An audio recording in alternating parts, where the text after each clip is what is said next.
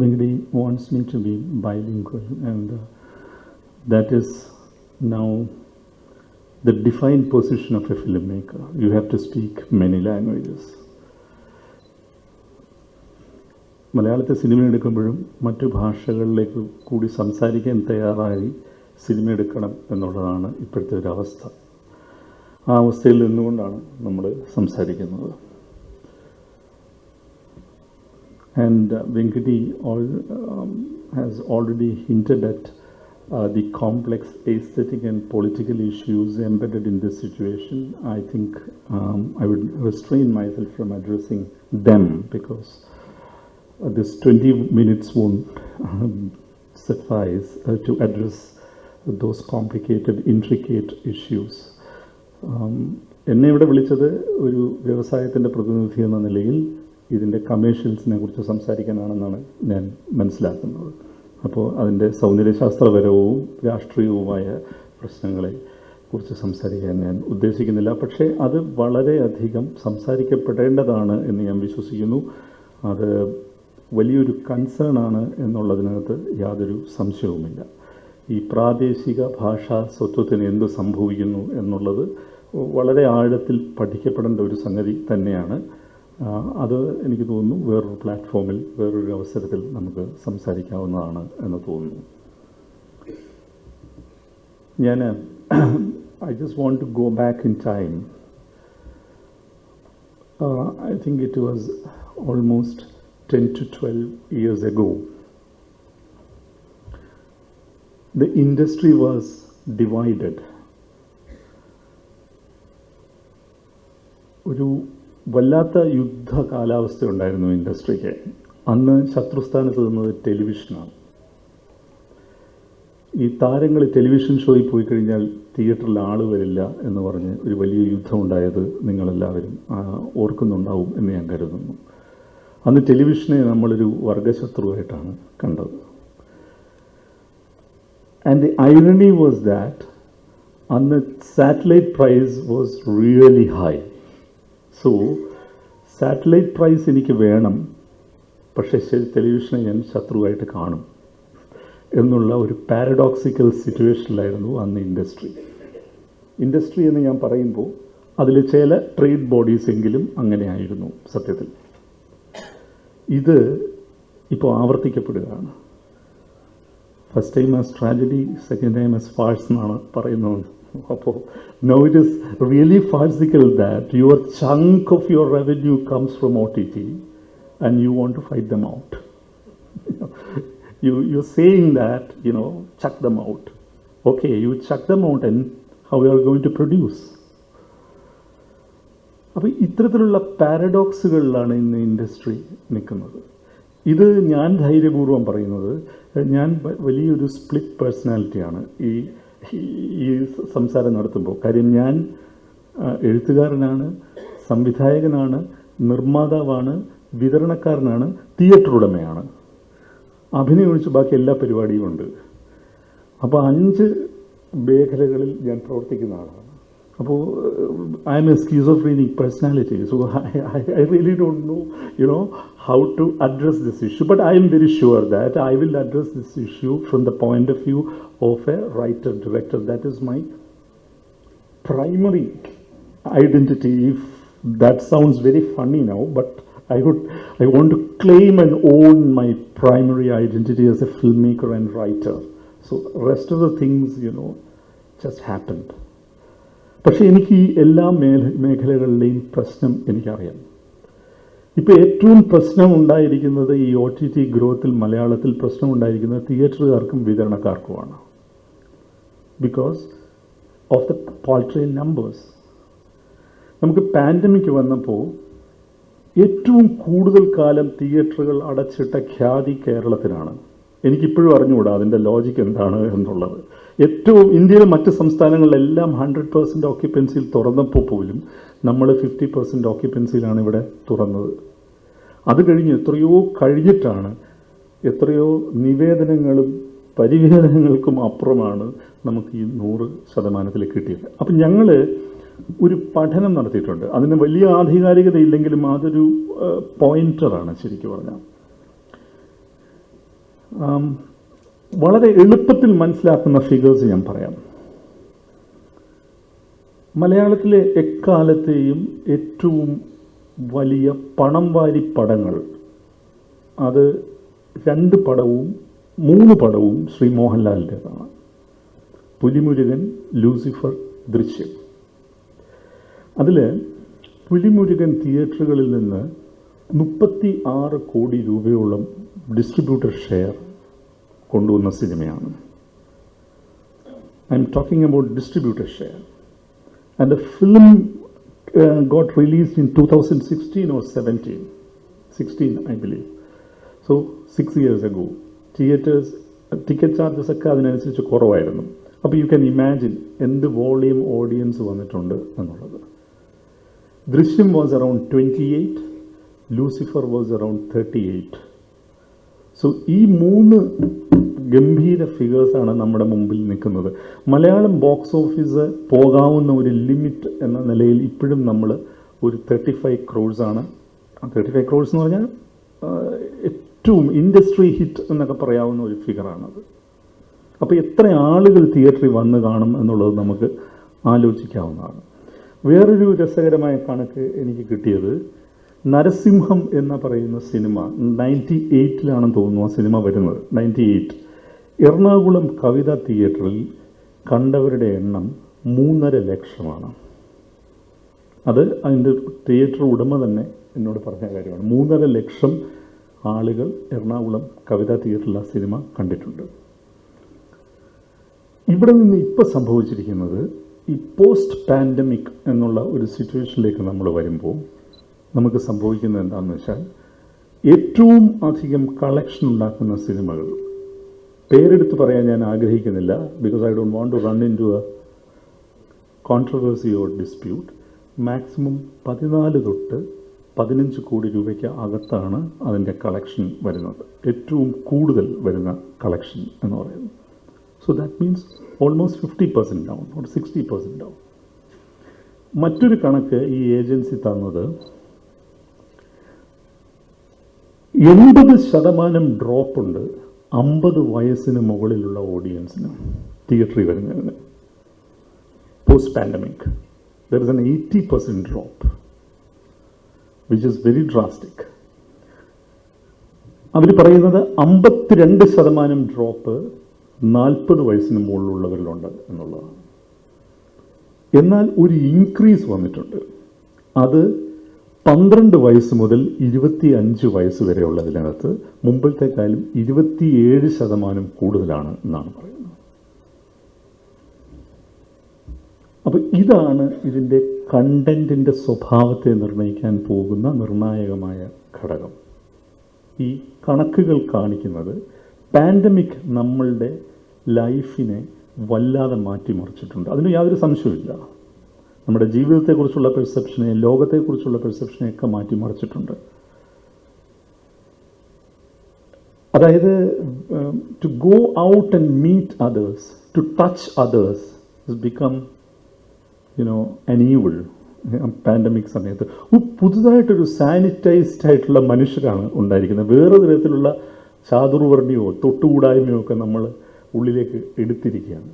നമ്മുടെ communal life, അതായത് ഒരു തിയേറ്ററിൻ്റെ ഓഡിറ്റോറിയത്തിൽ പോയിരുന്ന് ഒരു കാഴ്ചക്കാരുടെ സമൂഹമായിട്ട് രൂപപ്പെടാനുള്ള നമ്മളുടെ എല്ലാ ഇച്ഛയെയും നെഗേറ്റ് ചെയ്യുന്ന രീതിയിലുള്ള ഒരു സോഷ്യൽ ക്ലൈമറ്റ് ഇവിടെ ഇവോൾവ് ചെയ്തിട്ടുണ്ട്. അത് ഏറ്റവും കൂടുതൽ ഉള്ളിലേക്ക് എടുത്തിരിക്കുന്നത് മധ്യവയസ്സിന് മുകളിലുള്ള ആളുകളാണ്. ഇത് ബാധകമല്ലാത്തത് ചെറുപ്പക്കാർക്കാണ്. അവർ കുറേ കൂടി അത് അങ്ങനെയുള്ള കാര്യങ്ങളിൽ വരുന്നിടത്ത് വെച്ച് കാണാൻ, അല്ലെങ്കിൽ ഒരു സെലിബ്രേഷൻ എപ്പോഴും അവർക്ക് ഉള്ളിലുള്ളതുകൊണ്ട് ദേ ഗോ ഔട്ട്. ഇത് ഒരു വശത്ത് നടക്കുന്നു. പാൻഡമിക് സമയത്ത് നടന്നത്, ഇപ്പോൾ Venkati Venkadeshan has mentioned something, whether you have to create content for OTT, content for theatres, that is a dilemma. But that's not a dilemma anymore, because we are very clear, they are very clear. during pandemic, what they did was, when they say they, there is an othering. There is an othering, and the content, OTT platforms, they came here and organized films for premieres. And what they did was to go to top stars. And they signed back-to-back films, which created suddenly a euphoria in the market. Here comes another opportunity. We are going to really capitalize on that. So Mohanlal did back-to-back films. Mr. Mammootty did back-to-back films. Prithviraj did back-to-back films. Fahad did. Then what happened? One fine model, they said, that model is out. We are not going to do it anymore. You release it in theatre, we'll take post-release. So there are so many films which were intended for this. And now they have no option other than getting it released in theatres. So this is, as far as I know, because I interact with OTT platforms a lot, this is all algorithm driven. They know how to fund, to what extent you have to fund, on whom. And they suddenly cut this premier model. And we are left with only post-release. And not every film. See, during pandemic, there was a very heated discussion here amongst directors, filmmakers. Filmmakers' വലിയൊരു discussion ഉണ്ടായിരുന്നു. Alternate സിനിമയുടെ വക്താക്കൾ എന്ന് പറയുന്നത്, ബദൽ സിനിമയുടെ വക്താക്കൾ എന്ന് പറയുന്നവർ വിശ്വസിച്ചത് അവർക്ക് പുതിയൊരു മാധ്യമം തുറന്നു കിട്ടി എന്നുള്ളതാണ്. ഞങ്ങൾക്ക് തിയേറ്ററുകാരുടെ കരുണയ്ക്ക് വേണ്ടി നിൽക്കണ്ട, ഞങ്ങളുടെ സിനിമകൾ ഞങ്ങൾക്ക് ആളുകളിലേക്ക് എത്തിക്കാൻ ഈ പ്ലാറ്റ്ഫോംസ് സഹായിക്കും. എവിടെ? പ്ലാറ്റ്ഫോംസിനൊക്കെ കൃത്യമായിട്ടുള്ള സാമ്പത്തിക താല്പര്യങ്ങളുണ്ട്. ആകപ്പാടെ സോണി ലൈവിൽ തിങ്കളാഴ്ച നിശ്ചയം എന്ന സിനിമ, പക എന്ന സിനിമ, പേരെടുത്ത് പറയാൻ അങ്ങനെ 3-4 സിനിമകൾ വന്നു. എനിക്ക് തോന്നുന്നു അത് പിന്നെ is a very big star. Mammootty സാറിൻ്റെ പുഴു എന്ന് പറയുന്ന സിനിമ വന്നു. ഇങ്ങനെയുള്ള സിനിമകൾ സോണി ലൈവിൽ വന്നതല്ലാതെ ബദൽ സിനിമയുമായി പോയ ഒരാളെയും ഈ OTT പ്ലാറ്റ്ഫോംസ് സപ്പോർട്ട് ചെയ്തിട്ടില്ല. പക്ഷേ ഇതെല്ലാം പറയുമ്പോഴും OTT എന്ന് പറയുന്ന ഒരു സംഗതിയെ ഹോസ്റ്റിലിറ്റിയുടെ ലാംഗ്വേജിലല്ല അഡ്രസ്സ് ചെയ്യേണ്ടതെന്നുള്ളത് ഇൻഡസ്ട്രിയിലുള്ള ഓരോരുത്തരും തിരിച്ചറിയേണ്ട സംഗതിയാണ്. How intelligently you can co exist, because these things happen. Every day there is a new mode of expression, new medium coming up, and there is no way you can say no to it. You adjust yourself, as MGR has pointed out. Adaptability എന്ന് പറയുന്നൊരു സാധനം ഇതിനകത്തുണ്ട്. നമ്മൾ എങ്ങനെ നമ്മളിലേക്ക് ഈ മാറ്റങ്ങൾ നമുക്ക് ഉൾക്കൊള്ളാൻ കഴിയും, നമുക്ക് എങ്ങനെ കോ എക്സിസ്റ്റ് ചെയ്യാൻ കഴിയും എന്നുള്ളതാണ് നമ്മൾ ആലോചിക്കേണ്ടത്. പക്ഷേ ഇൻഡസ്ട്രിയിൽ വരുന്ന ക്രൈസിസിൽ 2-3 സംഗതികൾ വളരെ പ്രധാനപ്പെട്ടതാണ്. അത് എല്ലാവരും അംഗീകരിച്ച് പോകുന്നതാണ് നല്ലത്. Now last Friday was Kerala film chambers executive meeting. What was the discussion? The window, the theatre window of films. Now it is 28 days. You sign a film, on 28th day after release, it will be on a platform, if there is a taker. Now the exhibitors want it to be increased to 42 days. Because they think when people know that the film will be available after 28 days, the propensity to stay home will be more. എനിക്ക് തോന്നുന്നു ആളുകൾക്ക് വലിയ പ്രശ്നമൊന്നുമില്ല. 28 ദിവസം എന്നുള്ളത് 40 ദിവസമാണെങ്കിൽ 10 ദിവസം കൂടി അവർ wait ചെയ്യും. വരാനുള്ളവർ വരുമെന്നുള്ളതാണ് ഇതിൻ്റെ സത്യം. തന്നെയല്ല, to hold a film for 42 days in a screen is a huge task now. Friday, Saturday, Sunday, 3 days you have a collection. Then Monday, it drastically drops, unbelievably drops. So Friday to next Friday, Monday to next Friday. So 2 weeks, it's over. Because the increase in screens in Kerala, every 5 or 7 kilometers you have a state-of-the-art theatre available. So you have to keep all these things in mind. And OTT revenue is almost 1/3 of your budget. If your film is 20 crores, OTT can give you up to 6 to 7 crores. And if you have a deadly combination, a great star and a great director, it will go up, definitely. So that is a ready revenue there. 60% they will give you before release. Plus satellite. Now the value has gone down with OTT, value has gone down. So there are two potential sources of revenue for a filmmaker before the release of the film. You can never say no to it. And why should you say no to it? Your film is going to be viewed by globally. That is an additional thing, for a filmmaker that counts a lot. So conventional ways of seeing a film, exhibiting a film has definitely changed. But the situation is not that bleak. You can really survive if you have a strong content which can fetch people to theatre. That's very important. For an OTT, you know how it is viewed. You can pause, you can delay, you can cut, you can view it in 3 days. But in cinema, that's not possible. You have to view it in one stretch. So your content, the nature of your content, the structure of your content is entirely different. But believe me, there's another interesting figure, എന്നോട് Amazon പ്രൈമിൻ്റെ ബന്ധപ്പെട്ടവർ പറഞ്ഞത് അവർക്കൊരു subscription boom ശരിക്കും ഉണ്ടായത്, അല്ലെങ്കിൽ അങ്ങനെ ഉണ്ടായ 2 സിനിമകളെ അവർ ചെയ്തതിലുണ്ടായിട്ടുള്ളൂ എന്നാണ് അവർ പറയുന്നത്. ഒന്ന് ലൂസിഫറും ഒന്ന് ദൃശ്യം 2 ഡ്യൂറിങ് പാൻഡമിക്. ബട്ട് ലൂസിഫർ തിയേറ്ററുകളിൽ നിറഞ്ഞോടിയ ഒരു സിനിമയാണെന്ന് ഓർക്കണം. ബാക്കിയുള്ള ഒരു സിനിമയ്ക്കും അവർക്ക് അത്രയും സബ്സ്ക്രിപ്ഷൻ ബൂം കിട്ടിയിട്ടില്ല എന്നുള്ളതാണ് സത്യം. ഒരുപാട് ആളുകൾക്ക് തെറ്റിദ്ധാരണയുണ്ട്. നമുക്ക് കണ്ടന്റിൻ്റെ വലിപ്പം സ്കെയിൽ കുറച്ച് കഴിഞ്ഞാൽ, കോമ്പാക്റ്റ് ആയി കഴിഞ്ഞാൽ ഇത് നമുക്ക് OTTക്ക് ചിലവാക്കാം. No, they are very clear about it. Production വാല്യൂസിനകത്ത് ഒരു കോംപ്രമൈസും ഇല്ല, ഒന്നുമില്ല. ഈ കോംപ്ലക്സ് ആയിട്ടുള്ള ഈ സെനേറിയോ അഡ്രസ്സ് ചെയ്യേണ്ടത് ഡെഫിനറ്റായിട്ടും ഫോർ ആൻഡ് എഗെയിൻസ്റ്റ് എന്ന് പറയുന്ന ബൈനറി വെച്ചിട്ടല്ല. I am for OTT, I am against OTT എന്ന് പറയുന്ന പരിപാടിയേ അല്ല. OTT is here going to stay. അത് എന്തുകൊണ്ട് എന്നുള്ളതിന് രാധാകൃഷ്ണനെ പോലുള്ള ആളുകൾ ഉത്തരം പറഞ്ഞു കഴിഞ്ഞിരിക്കുന്നു.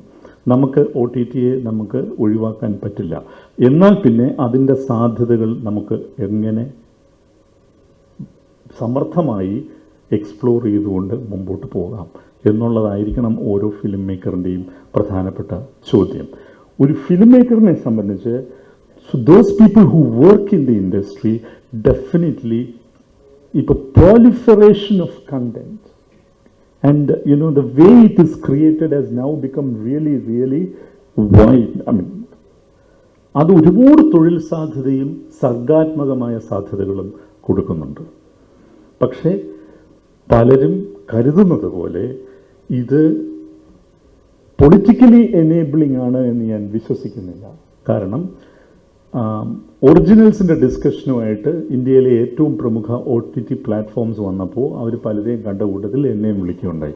അപ്പോൾ അവർ ഒരു 4 കാര്യങ്ങൾ നമുക്ക് തന്നത് വായിച്ചു നോക്കിയാൽ ഭയങ്കര രസകരമായ കാര്യമാണ്. ഒന്ന്, violence, crime, dark underbelly stuff, ഈ സിറ്റിയുടെ അണ്ടർബെല്ലി, ക്രൈം, നൈറ്റ്, ഇങ്ങനെയുള്ള കുറേ മെറ്റഫേഴ്സിലാണ് ഇവരുടെ കണ്ടന്റ് ഇവർ പിടിക്കുന്നത്. അപ്പം നാളെ നമ്മൾ ചെന്നിട്ട് വേറൊരു സിനിമ പറഞ്ഞാൽ അവരെടുക്കണം എന്നില്ല. ഞാൻ നേരത്തെ പറഞ്ഞ പോലെ ഇറ്റ്സ് ഓൾ അൽഗോറിതം ഡ്രിവൺ. അവർക്ക് കൃത്യമായിട്ടുള്ള ധാരണയുണ്ട്. ഇത് നമ്മൾ സൂക്ഷിക്കേണ്ട ഒരു കാര്യം. ഈ ഇവിടെ ഇരിക്കുന്ന എല്ലാവരോടും പറഞ്ഞത്, നിങ്ങൾ കേബിൾ പ്രൊവൈഡേഴ്സും കൂടിയാണെന്നാണ് ഞാൻ വിശ്വസിക്കുന്നത്, അല്ലേ? വിശ്വസിക്കുന്നത് ഇവർ ഡിക്റ്റേറ്റ് ചെയ്യുന്നുണ്ട്. ഇവർ ഡിക്റ്റേറ്റ് ചെയ്യുന്നത് പലരും ധരിച്ചതുപോലെ ഇൻഡസ്ട്രിയെ ഡിക്റ്റേറ്റ് ചെയ്യുന്നത് വളരെ സൂക്ഷ്മമായിട്ടാണ് ഇവർ ഡിക്റ്റേറ്റ് ചെയ്യുന്നത്. ഇവർ നിങ്ങളുടെ കണ്ടന്റിനെ ഡിക്റ്റേറ്റ് ചെയ്യുന്നുണ്ട്. ഇന്ന തരത്തിലുള്ളതാണെങ്കിൽ ഞങ്ങൾ we are fine with it എന്ന് പറയുമ്പോൾ നാച്ചുറലി നമ്മളത് ക്രിയേറ്റ് ചെയ്യാനായിട്ട് നോക്കും. 2, ഈ തിയേറ്റർ ഗോയിങ് ഹാബിറ്റിനെ ഇവർ ഡിക്റ്റേറ്റ് ചെയ്യുന്നുണ്ട്. 28 ദിവസം അവർ എത്ര സമർത്ഥമായിട്ടാണ് 42 നിന്ന് 28 കൊണ്ടുവന്നത്. ഇനി ഇത് തിരിച്ചു കൊണ്ടുപോകാൻ ഭയങ്കര ബുദ്ധിമുട്ടാണ്. ഇപ്പം തെലുങ്ക് ഇൻഡസ്ട്രി ചെയ്തിരിക്കുന്നത്, all big stars came together and they decided we are not going to give the film for OTTs for first 50 days. All the big stars come together and they decide, because it's a huge industry.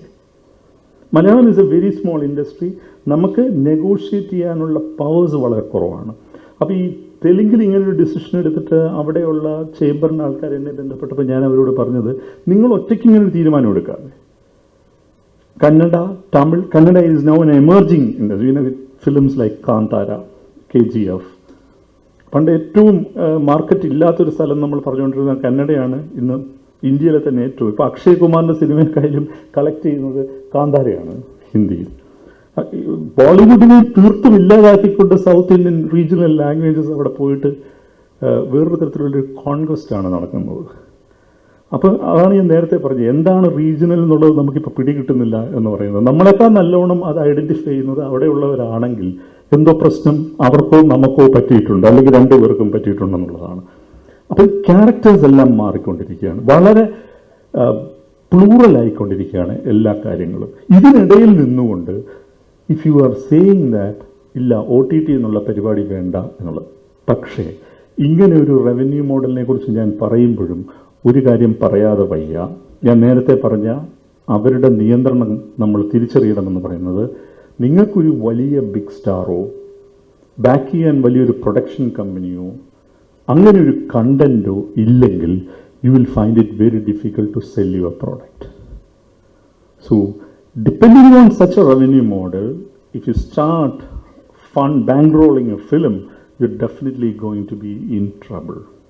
So it's a very complex scenario which is fast evolving, and we cannot say what is going to happen after 1 or 2 years. ഇപ്പോൾ പാൻഡമിക്കിന് ശേഷം സംഭവിച്ചിരിക്കുന്നത്, ഞാൻ നേരത്തെ പറഞ്ഞ ഈ ഒരു തിയേറ്ററിലെ ഒരു കാഴ്ച സമൂഹം എന്നുള്ളതിൻ്റെ ഒരു സ്വഭാവം മാറി എന്ന് നമ്മൾ പറയുന്നുണ്ട്. നിങ്ങൾക്ക് ഫസ്റ്റ് ഷോ സിനിമ കാണണമെങ്കിൽ, suppose the film is at 6 p.m. you have to be in theaters at least 5:50. Go watch the film and come back 8:39. So അതിനകത്തൊരു കമ്മിറ്റ്മെൻ്റ് ഉണ്ട്. You have to be there, physically present there. അതാണ് സിനിമയുടെ രാഷ്ട്രീയം എന്ന് പറയുന്നത്. നിങ്ങൾ അവിടെ പോയേ പറ്റൂ. പോകാതെ നിങ്ങൾക്ക് മാറി നിന്നാൽ സിനിമ കാണാൻ പറ്റില്ല. നിങ്ങളുടെ അലോട്ടഡ് സീറ്റിൽ ഇരുന്നേ പറ്റൂ. ഇടയ്ക്ക് വേണമെങ്കിൽ ബോറടിച്ചാൽ ഇറങ്ങി പോകാം, അത് നിങ്ങളുടെ ഫ്രീഡമാണ്. പക്ഷെ സിനിമ കളിച്ചുകൊണ്ടേയിരിക്കും. ഇത് മാറിയിട്ട് ഈ സാധനത്തിനകത്ത് നമ്മൾ ഇത് കുത്തിക്കഴിഞ്ഞാൽ 10 മിനിറ്റ് കണ്ടിട്ട് വേണേൽ പോസ് ചെയ്യാം. പിറ്റേ ദിവസം നമുക്കത് ബാക്കി കാണാം. അങ്ങനെ 5 തവണ കാണുമ്പോൾ ചില സിനിമയൊക്കെ നല്ലതായിട്ട് തോന്നുകയും ചെയ്യും കേട്ടോ. ഒറ്റയടിക്ക് കാണാതെ 5 തവണയൊക്കെ കാണുമ്പോൾ പെട്ടെന്ന് അതായത് ഇതിൻ്റെ ഒരു ആസ്വാദന ശീലവും എസ്തെറ്റിക്സും എല്ലാം മാറി വരികയാണ്. ഒരു ചെറിയ കാര്യം കൂടി പറഞ്ഞിട്ട് ഞാനിത് അവസാനിപ്പിക്കാം. ഞാൻ പണ്ടൊരു കോളേജ് കാലങ്ങളിൽ ഒരു നാടക പ്രവർത്തകൻ കൂടിയായിരുന്നു. അപ്പോൾ എൻ്റെ ഗുരു, അദ്ദേഹം മരിച്ചുപോയി. അദ്ദേഹം തിരക്കഥാകൃത്ത്, ഏറ്റവും മികച്ച നാടകകൃത്ത്, സംവിധായകൻ, തിരക്കഥാകൃത്ത്, നടൻ പി ബാലചന്ദ്രൻ. അദ്ദേഹം ബാലേട്ടനെ ഞങ്ങൾ വിളിക്കും. ബാലേട്ടൻ്റെ മകുടി എന്ന് പറഞ്ഞൊരു നാടകം കേരളത്തിലെ എല്ലാ യൂണിവേഴ്സിറ്റികളിലും 1-ാം സ്ഥാനം സ്ഥിരമായി കിട്ടുന്ന ഒരു നാടകമാണ്. അപ്പോൾ അത് പല സ്റ്റേജുകളിലും, ഇത് ഇംഗ്ലീഷിൽ പറയാൻ പറ്റത്തില്ല കേട്ടോ, അതുകൊണ്ടാണ് മലയാളത്തിൽ പറയുന്നത്. ഇംഗ്ലീഷിൽ പറഞ്ഞാൽ അതിൻ്റെ എല്ലാ പഞ്ചും പോവും. അപ്പോൾ എല്ലാ സ്റ്റേജുകളിലും കേരളത്തിലെ യൂണിവേഴ്സിറ്റികളിൽ ഇത് കളിച്ചിട്ടുണ്ട്. ഞാൻ തന്നെ ഡയറക്റ്റ് ചെയ്ത് പലയിടത്തും ഇത് അരങ്ങേറിയിട്ടുണ്ട്. I was just 18 or 19, maximum 20 years. So Thrissur കാർഷിക കോളേജിൽ, കാർഷിക സർവകലാശാലയിൽ ഈ നാടകം അരങ്ങേറിയപ്പോൾ ബാലേട്ടനുമുണ്ട്, ബാലേട്ടൻ്റെ സഹായിയായിട്ട് ഞാനുമുണ്ട്. ഈ സ്റ്റേജിൽ ഇതിൻ്റെ ക്ലൈമാക്സിൽ ഈ നടന്മാർ 2 ഗ്രൂപ്പായിട്ട് തിരിഞ്ഞിട്ട് ഒരാളുടെ കയ്യിൽ മകുടിയുണ്ട്, ഒരു ഗ്രൂപ്പിൻ്റെ കയ്യിൽ തുകിലുമുണ്ട്. അപ്പോൾ ഒരു ഗ്രൂപ്പ് ചോദിക്കും, മകുടി തരാമോ മാളോരെ, മകുടി തരുകയും തുകില് തരാം. അപ്പോൾ അവർ പറയും, തുകില് തരാമോ മാടോരെ, തുകില് തരികയാണെങ്കിൽ മകുടി തരാം. അപ്പോൾ 2 പേർക്കും എക്സ്ചേഞ്ചിന് റെഡിയാണ്, പക്ഷെ 2 പേർക്കും ചെയ്യാൻ പറ്റുന്നില്ല. ഇതിങ്ങനെ ഓൺ പൊക്കോണ്ടിരിക്കുകയാണ്. ഒരു 10 മിനിറ്റ് ഇത് പോവും ഈ കോറിയോഗ്രാഫി. ഞാൻ സൈഡിൽ ഇങ്ങനെ നിൽക്കുമ്പോൾ പെട്ടെന്ന് ഞാൻ നോക്കുമ്പോൾ ഒരു ഗ്രൂപ്പിൻ്റെ ശബ്ദം താഴുന്നു. മകുടി തരാവോ എന്നുള്ളത് ഉച്ചസ്ഥായിൽ പറയേണ്ടവർ മകുടി തരാ, ഒരു ഹെസിറ്റേഷൻ വരുന്നു അവർക്ക്. അതെന്താണ് പിടികിട്ടുന്നത്? എന്നാൽ ടെമ്പോ ഡ്രോപ്പ് ചെയ്യുകയാണ്. ഇതിനേക്കാൾ ടെമ്പോ ഡ്രോപ്പ് ചെയ്തു ഓപ്പോസിറ്റ് ഗ്രൂപ്പിൻ്റെ. ഇതെന്ത് സംഭവിച്ചു എന്ന് ഞാൻ നോക്കുമ്പോൾ ഈ നാടകത്തിലില്ലാത്തൊരു കഥാപാത്രം സ്റ്റേജിലേക്ക് വന്ന് നിൽക്കുകയാണ്. മുണ്ടും ജുബയൊക്കെ കൊടുത്ത് 6 ബാറ്ററിയുടെ ഒരു ടോർച്ചൊക്കെ അയാൾ കക്ഷത്ത് വെച്ചിട്ടുണ്ട്. ഇങ്ങനെ ക്യാരക്ടർ ഇല്ല നാടകത്തിൽ.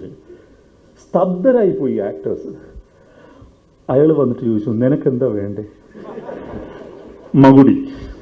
നിനക്കെന്തോടാ വേണ്ടത്? തുകില്. കൂടെ ഇത് കൊടുത്തു. നീ തിരിച്ചു കൊടുത്തു. കർട്ടനിട്. നാടകത്തിൻ്റെ പവറാണ് ഞാൻ പറയുന്നത്, പൊളിറ്റിക്സ് ആണ് പറയുന്നത്, സദസ്സിൻ്റെ ഇടപെടലാണ് ഞാൻ പറയുന്നത്. ഇത് പോയി ഈ OTT. ഇത് വീട്ടിലിരുന്ന് നമ്മളിത് ഒറ്റയ്ക്കിരുന്ന് കണ്ട് ഈ ശരീരങ്ങളുടെ രാഷ്ട്രീയം പൂർണ്ണമായും നഷ്ടപ്പെട്ടിരിക്കുന്നു. സാമ്പത്തിക സ്രോതസ് എല്ലാം ഉണ്ട്, അതിനൊന്നും യാതൊരു സംശയവുമില്ല. നമ്മൾ മാറിയ ഒരു ഭാവുകത്വത്തിലേക്കാണ് പോയിക്കൊണ്ടിരിക്കുന്നത്. ഈ ശരീരങ്ങളുടെ രാഷ്ട്രീയം. ഇപ്പോൾ തിരിവിൽ ഒരു പ്രതിഷേധ ജാഥ എന്ന് പറഞ്ഞാൽ ഏറ്റവും ഡിസ്ഗസ്റ്റിംഗ് ആയിട്ടുള്ള സാധനമല്ലേ? കേരള ജനതയ്ക്ക് ഒരു സമയത്ത് ഹീറോ ആയത് ഞങ്ങളുടെ നടൻ ജോജു അല്ലേ? അപ്പോൾ ഇത് വളരെ ആഴത്തിൽ പഠിക്കപ്പെടേണ്ട ഒരു സംഗതിയാണ്. സോ നമ്മളുടെ മൈൻഡിനെയും ബോഡിയെയും ഐസൊലേറ്റ് ചെയ്തുകൊണ്ട്, കോളനൈസ് ചെയ്തുകൊണ്ട് ഒരു സൗന്ദര്യ ശാസ്ത്രം കടന്നു വരുന്നുണ്ടെന്നുള്ളത് സത്യമാണെങ്കിലും മലയാള സിനിമയിൽ നിന്ന് പിഴച്ചു പോകണമെങ്കിൽ അവരുടെ പണം വേണമെന്നുള്ളതും അത്യാവശ്യമായ കാര്യമാണെന്നുള്ളതാണ് ഇതിൻ്റെ വൈരുദ്ധ്യം. ഇത്തരം വൈരുദ്ധ്യങ്ങളിലാണ് എപ്പോഴും മാർക്കറ്റ് അല്ലെങ്കിൽ ക്യാപിറ്റലിസം എന്ന് പറയുന്ന സാധനം ഫ്ലറിഷ് ചെയ്യുന്നത്. ഇത്രയും കാര്യങ്ങൾ ആമുഖമായി പറഞ്ഞുകൊണ്ട് ഞാൻ നിർത്തുന്നു. Okay. So if you take Indonesia, Netflix and Amazon Prime was really trying to capture the market. But one of the problems they were facing is they were trying to push, like you said, it's all about some analytics algorithm pushing the content. And they were always trying to push that English content out there, and they were kind of struggling. So there was this platform called Video, VIDIO. They were a local YouTube-like AWOD-based platform.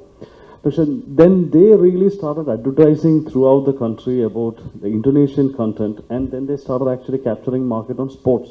Sports il avaru bhayangarayittu invest cheyidu. Ipo Chelsea inde okke match nokke avaru rights vaangi EPL aayittu they actually signed a contract, and now they are the second largest with 66 million almost subscriber base in a country of 270 million. Appo ee video inde success actually, if you try to replicate, like you being the actually an industry kind of representative, if you take Kerala industry will be always pushed by the Amazon Prime and Netflix based on, like you said, they will come with parameters to you, asking you to produce. They will dictate the terms, etc. So if you as an industry takes that lead in produce, because OTT platforms, it's a land of technology. ഇവിടെ കേരളത്തിലോ ഇന്ത്യയിലെ software എഞ്ചിനീയേഴ്സിന് ഒരു shortage ഉള്ള ഒരു സ്ഥലമല്ല. ഇവിടെ നിങ്ങൾ ഒരു like as a group, like the Telugu superstars, joined together and formed decision making. If you actually launch a really state-of-the-art OTT platform by the Kerala industry, you will actually get a full hold on this OTT revolution, and you will not be slaves to Prime or Netflix. And unlike Tamil or Mete movie industry, Malayalam translations are not doing like super great in those places. And maybe you can create these versions and give to these platforms. അപ്പോൾ എന്തുകൊണ്ട് അങ്ങനെ ഒരു attempt നടന്നിട്ടില്ല ഇതുവരെ? എനിക്ക് തോന്നുന്നു അങ്ങനത്തെ platforms ഡെഫിനറ്റായിട്ട് കേരളത്തിൽ ആലോചനകളിലുണ്ട്. ഇപ്പം കേരള ഫിലിം പ്രൊഡ്യൂസേഴ്സ് അസോസിയേഷൻ അങ്ങനെ ഒരു പ്ലാറ്റ്ഫോം ആലോചിക്കുന്നുണ്ട്. KSFDC അല്ലേ, നമ്മുടെ സംസ്ഥാന സർക്കാർ KSFDC വഴി അങ്ങനെ ഒരു പ്ലാറ്റ്ഫോം ആലോചിക്കുന്നുണ്ട്. ഈ നിങ്ങൾ പറഞ്ഞ ഒരു വാക്ക് മാത്രമാണ് അതിനകത്ത് പ്രാക്ടിക്കൽ അല്ലാതെ അബ്സല്യൂട്ട് ഹോൾഡ് അത് ആർക്കും ഉണ്ടാവാൻ പോകുന്നില്ല. അത് ഈ പ്ലാറ്റ്ഫോമിനും ഉണ്ടാവാൻ പോകുന്നില്ല, ആർക്കും ഉണ്ടാവാൻ പോകുന്നില്ല. തീർച്ചയായിട്ടും ഈ സാധ്യതകൾ നമ്മളുടെ എൻ്റർടൈൻമെൻറ്റ് ഇൻഡസ്ട്രിയായിട്ട് ബന്ധപ്പെട്ട് നമുക്ക് ഇത്തരം പ്ലാറ്റ്ഫോമുകൾ ഡെവലപ്പ് ചെയ്യാനുള്ള സാധ്യതകൾ അത് ഇൻഡസ്ട്രിയിലുണ്ട്, അല്ലാത്ത ഇതുകൊണ്ട്. കാരണം ഇവരുടെ ഏത് തരത്തിലുള്ള കണ്ടൻറ്റ് ഒരു സിനിമ വാങ്ങിക്കണം എന്നുള്ളത് അവർക്ക് കൃത്യമായിട്ടുള്ള ധാരണകളുണ്ട്. അത് അൽഗോരിതം ഡ്രിവൺ ആണ് എന്നല്ല ഞാൻ പറഞ്ഞത്. അവരുടെ ഒരു പ്രിഫറൻസ് പാരഡൈമിന് വെളിയിലുള്ള സിനിമകൾ അവർ തൊടാറില്ല എന്നുള്ളതാണ് സത്യം. അപ്പോൾ അങ്ങനെ സംഭവിക്കും. ഇപ്പം താങ്കൾ ചൂണ്ടിക്കാണിച്ച പോലെ വലിയ സ്റ്റാർസോ വലിയ എന്താ പറയേണ്ടത് വലിയൊരു സ്കെയിലോ ഇല്ലാത്ത നല്ല കണ്ടൻറ്റുകൾക്ക് ഈ OTT പ്ലാറ്റ്ഫോംസ് വേദി ഒരുക്കും എന്നുള്ളൊരു സങ്കല്പം നമുക്കുണ്ടായിരുന്നു, ഒരു പൊതുബോധമുണ്ടായിരുന്നു. പക്ഷേ അൺഫോർച്ചുനേറ്റ്ലി അത് ശരിക്കും സംഭവിച്ചിട്ടില്ല എന്നുള്ളതാണ് സത്യം. 1, 2, 3 സിനിമകൾ മാറ്റി നിർത്തിയാൽ. ഇപ്പോൾ ഒരു ഉദാഹരണം പറയാം, സിനിമയുടെ പേര് ഞാൻ പറയാൻ ഉദ്ദേശിക്കുന്നില്ല. Right? So every month we are losing 1 million in linear TV. So this is question from the MSO side that I also met many people as MSO people. They are saying that we are declining and we don't understand where to go. They are still in the dilemma that should I start the OTT? Okay, if I start the OTT, then what are the guidelines? They don't know, because right now there is no regulatory guideline. Secondly, they have to start the IPTV because they have to come up with something new. Otherwise, they are going to be, captured by the competitors, which are very big. So my question from them, what they need to do? They have to go with the combination with the IPTV plus OTT, or they need to start their own OTT? If it is so, then how? Because it is the question for the survival. They are still, everyone is asking. They are ready to even invest. But from my point of view, I also tell, we have to wait and watch. Because I cannot tell them that you put the money, give it to me, and because it's hard-earned money. So what they need to do, this is a very big question coming into the market right now. They don't know where to go. So it's important from all of them who are MSO, who are running cable industry. This is the question. I also join you in your concern because this will be a dialogue between two equally perplexed and confused people. I don't have a definite answer for this, because the same way the industry I work in also threatened by various challenges. We know that there is a dwindling audience. Every day the audience, it becomes wafer thin, and in the industry is in crisis. What next? So the right thing to do, I think, when I listened to MGR, I just came in as he was finishing off. But I think television is not losing ground entirely. That is what you said. It's still there, but the challenges are very concrete and very imminent, and we have to address them. I know this kind of collective discussion may give some guidelines. I don't think we are going to resolve each and every issue, because everyday things are changing, policies are changing, and now in YouTube, you get beautiful content for free. So why should you pay and become a subscriber to some? ഇപ്പോൾ കരിക്ക് പോലെയുള്ള ഒരു സംഗതി യൂട്യൂബിൽ വന്നപ്പോൾ എത്ര ആളുകളാണ് കണ്ടത്? വളരെ ഇൻട്രസ്റ്റിംഗ് കണ്ടന്റാണ് അത് വന്നത്. So you have to, there is no other go, you have to address them, understand them in their perplexity. And one thing I am very sure, I don't know whether, I am in a privileged position to advise you, but what I suggest is don't have any long-term plans. You keep it short. You keep it short and be ready to switch in between. That kind of flexibility will definitely at least insulate you from some dangers. Yeah, last question. Sir good morning. എൻ്റെ പേര് കവിത എന്നാണ്. ഞാൻ ഇവിടെ മനസ്സിലാക്കിയത് lady ആയിട്ട് ഞാൻ ഒരാളെ ഉള്ളെന്ന് തോന്നുന്നു. അയ്യാ വൺ മോർ. ഓക്കെ, ഞാൻ അല്ല നോ ഓക്കെ അറ്റ്ലീസ്റ്റ് ഞാൻ ഇപ്പോഴാണ് കണ്ടത്. എനിവേ ഞാൻ പറഞ്ഞത് എൻ്റെ ഒരു പേഴ്സണൽ എക്സ്പീരിയൻസ്, ചിലപ്പോൾ ഒരു റിപ്പീറ്റഡ് ക്വസ്റ്റ്യൻ ആണോ എന്ന് എനിക്ക് അറിയത്തില്ല. ഒരു 2015-16 ഒരു ഹീറോ ആയിട്ട് തന്നെ എൻ്റെ ഒരു മൂവി ചർച്ചകൾ 2-2.5 വർഷം നടന്നു. പക്ഷെ അത് നടന്നില്ല അൺഫോർച്ചുനേറ്റ്ലി. അപ്പോൾ ആ സമയത്ത് പാൻഡമിക് കഴിഞ്ഞപ്പോൾ ഈ പറഞ്ഞ പോലെ OTT. അപ്പം ഞാനിപ്പോൾ ഫേസ് ചെയ്യുന്ന ഒരു ഇഷ്യൂ എന്ന് പറഞ്ഞു കഴിഞ്ഞാൽ എൻ്റെ ഇരിക്കുന്നൊരു ഫീമെയിൽ ഓറിയൻറ്റഡ് ത്രെഡാണ്, സബ്ജക്റ്റാണ്. So I meet many producers. അപ്പോൾ എല്ലാവരും പറയുന്നുണ്ട് wow it's good, fantastic, it's unique, അങ്ങനെയാണ് ഇങ്ങനെയാണ്. പക്ഷേ nobody is willing to produce. അതിൻ്റെ എൻ്റെ പേഴ്സണൽ എക്സ്പീരിയൻസിൽ പറയുകയാണ്. സോ അതിൻ്റെ ഒരു 40% ഭാഗം ഇന്ത്യക്ക് പുറത്ത് ഷൂട്ട് ചെയ്യേണ്ടി വരുന്നതാണ് എല്ലാവരും പറയുന്ന ഒരു ബിഗ് ഇഷ്യൂ. അപ്പോൾ എല്ലാവരും പറയുന്നത് okay why don't you try OTT. അപ്പോൾ നമ്മൾ വി ഡോണ്ട് നോ ആരെ കോൺടാക്ട് ചെയ്യണം, എവിടെ കോൺടാക്ട് ചെയ്യണം, what type of content they are looking for, ഇതൊന്നും നമുക്ക് അറിയില്ല. അപ്പോൾ ഇങ്ങനെ ഒരു പ്ലാറ്റ്ഫോം കണ്ടപ്പോൾ so I thought okay let me go and be a part of it and find some get some answers. Definitely OTT platforms ഇപ്പോൾ originals നോക്കുന്നുണ്ട്, വളരെ സ്ട്രോങ് ആയിട്ട് നോക്കുന്നുണ്ട്. നിങ്ങൾക്ക് അത് നിങ്ങളൊരു വളരെ ഒരു proposal with your synopsis and your break down നിങ്ങൾ അവർക്ക് ബന്ധപ്പെടുകയാണെങ്കിൽ they are very professional. I am sure that they are going to get back to you. They will tell you something very concrete. Either we will consider it or we don't want it or we want more on this. എന്തെങ്കിലും ഒരു മറുപടി നിങ്ങൾക്ക് കൃത്യമായിട്ട് കിട്ടാനുള്ള chance ഉണ്ട്. അത് നിങ്ങൾ കളയണ്ട. എല്ലാ വെബ്സൈറ്റിലും അവരുടെ ഇമെയിൽ അഡ്രസ്സുകളുണ്ട്. Zee studio is very active, Sony is very active, Netflix is producing Malayalam originals, Amazon produce ചെയ്യുന്നുണ്ട്, ഹോട്ട്സ്റ്റാർ പ്രൊഡ്യൂസ് ചെയ്യുന്നുണ്ട്. യു ക്യാൻ ട്രൈ ഔട്ട് എന്നാണ് എനിക്ക് തോന്നുന്നത്. ഞാൻ ഫേസ് ചെയ്ത പ്രോബ്ലം എൻ്റെ നല്ല അവര് കോംപ്രമൈസ് ചെയ്യാതെ ബഡ്ജറ്റും അലോക്കേറ്റ് ചെയ്യുന്നുണ്ട്. If the proposal is good means they like it. Okay, ഈ ഫീമെയിൽ ഓറിയന്റഡ് എന്ന് പറയുമ്പോഴാണ് ഏറ്റവും കൂടുതൽ അവർക്ക് അതിൽ പ്രശ്നമില്ല. അവർക്കതിൽ അങ്ങനെ ഒരു പ്രശ്നമില്ല. ഇവിടെ ഫീമെയിൽ ഓറിയന്റഡ് എന്ന് പറയുന്നത് നിങ്ങൾ പറയുന്നത് it's basically market oriented. Market oriented എന്ന് പറയുമ്പോൾ സ്റ്റാർ ഓറിയന്റഡ് ആവും. സ്റ്റാർ ഓറിയന്റഡ് എന്ന് പറയുമ്പോൾ obviously that is something we have been discussing for ages. Why it's a male centric, male oriented. Why it is so male centric? It's always male centric even in this in 2022. We keep asking this and we keep asking this and let go. That's a problem. Why don't you solve this issue? I mean, like, why don't people take initiative to solve this issue? It's 2022. See, still. Again, statistics.